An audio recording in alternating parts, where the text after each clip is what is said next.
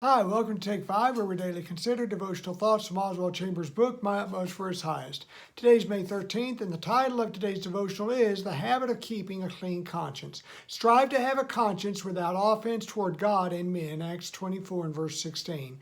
God's commands to us, Chambers says, are actually given to the life of His Son in us. When God speaks to us, He is speaking to His Spirit who dwells in us, who then does the speaking to us. This can seem confusing due to the natural man, the son of the fallen Adam, rejecting God and refusing to hear His voice. This is where doubts in us are formed, worry, anger. Those are not the voice of God, but are man, fallen man, who continues to seek domination over us.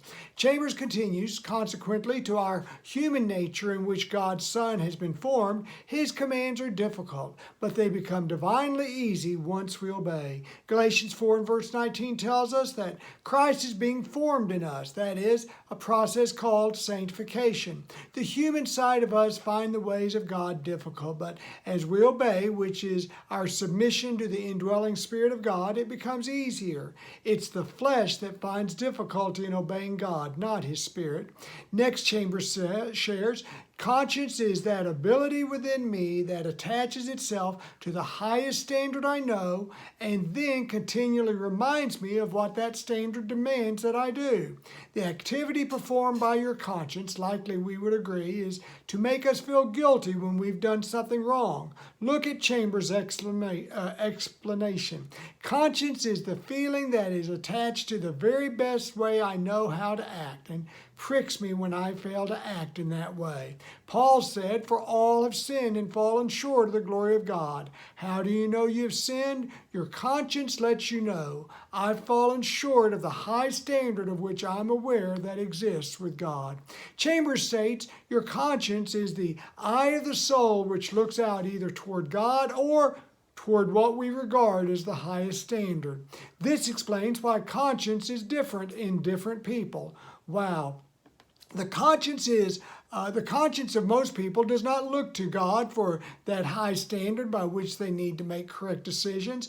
Their standard is much lower and attainable and doesn't have interest in pleasing God. Chambers says, if I am in the habit of continually holding God's standard in front of me, my conscience will always direct me to God's perfect law and indicate what I should do. The question is, will I obey? Even if my standard for proper behavior is God, will I obey and do that which I know is pleasing to Him? O.C. continues, I have to make an effort to keep my conscience so sensitive that I can live without any offense toward anyone.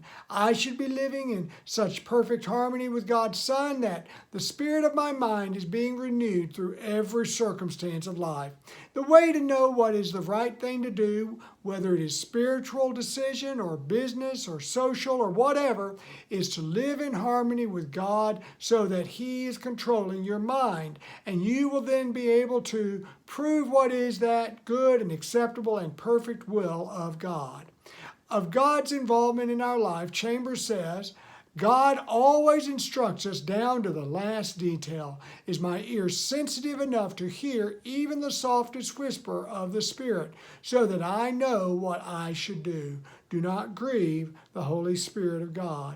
There is absolutely no decision to be made in our life for which God is not wanting to instruct us. But His speaking to us is so gentle that it is easy for us to ignore. And the only thing that keeps our conscience sensitive to Him is the habit of being open to God on the inside. To hear God, you must make effort to listen for Him. And don't argue with what He is leading you to do or not to do. When you begin to debate, stop immediately. Don't ask, why can't I do this? You are on the wrong track. There is no debating possible once your conscience speaks. Whatever it is, drop it and see that you keep your inner vision clear. If you want to feel right with God, if you want to know His leadership, follow and don't argue with what He tells you. Your conscience will let you know that you are fighting against God and the outcome can be wretched.